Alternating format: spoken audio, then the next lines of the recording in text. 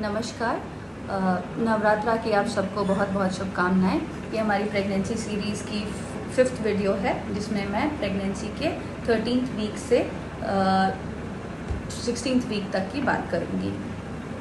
12th week में almost हमने discuss किया था कि 12th वीक में बॉडी पार्ट्स बच्चे का ऑलमोस्ट बन गया होता है।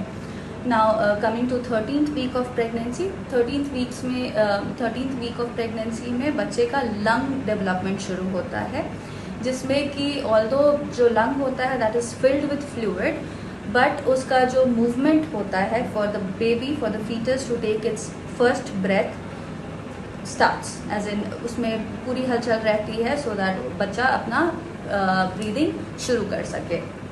बेबी जो होता है वो एमनियोटिक फ्लूइड जो होता है, जो पानी उसके आसपास रहता है, उसको स्वॉलो करना शुरू करता है और किडनी अपना प्रोसेस शुरू करता है, अपना काम करना शुरू करता है सो दैट उसको उस फ्लूइड को वो यूरिन में कन्वर्ट कर सके।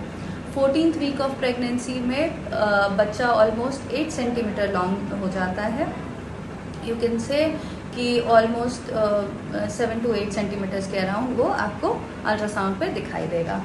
15th वीक ऑफ प्रेगनेंसी में बच्चे का हेयर ग्रो करना शुरू होता है, आई लैशेज बनना शुरू हो जाता है। एक बहुत fine line downy hairy growth देखेंगे आप बच्चे में, जो कि लैनुगो बोलते हैं जिसको। वो बच्चे के प्रोटेक्शन के लिए होता है, उसके बच्चे के स्किन प्रोटेक्शन के लिए होता है।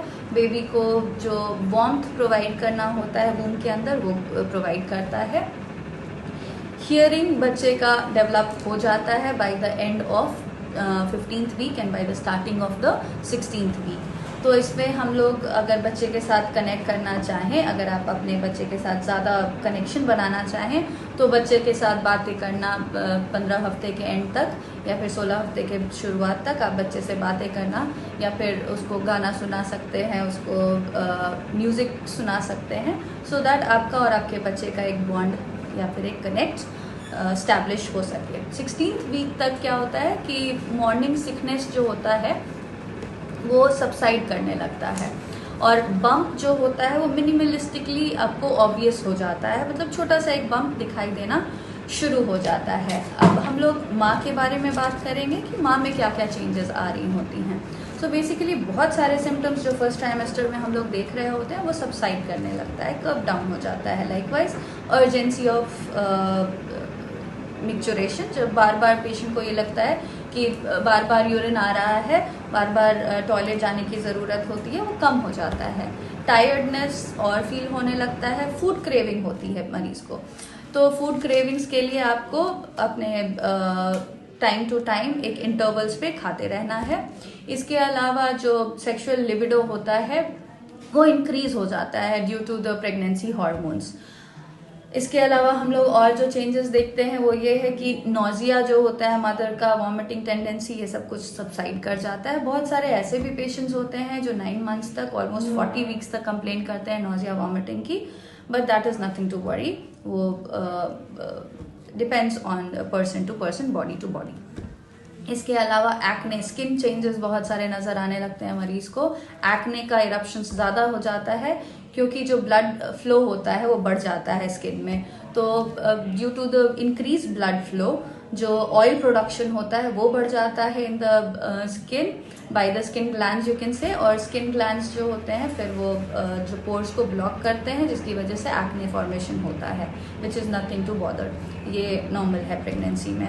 इसके अलावा कुछ और जो कंसर्न्स होते हैं पेशेंट्स के वो ये होते हैं कि लीकिंग पर vagina, as in vaginal discharge, जो म्यूकॉइड थोड़ा सा चिपचिपा सा पानी फील होता है, दैट इज़ ऑल्सो नॉर्मल। वो 9 मंथ्स आप फील कर सकते हैं। ब्लड प्रेशर फ्लक्चुएशन इंक्रीज और डिक्रीज आप देख सकते हैं। एंड उसके अलावा रेक्टल प्रेशर है, पेल्विक पेन है, क्रैम्पिंग पेन है, शोल्डर पेन है, ये सब चीज़ें नॉर्मल है। So it is a journey to be enjoyed.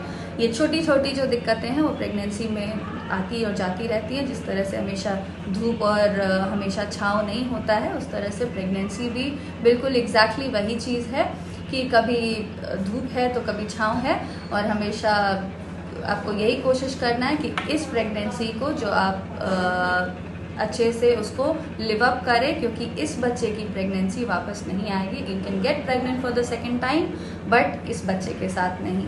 So enjoy your pregnancy till then. Thank you.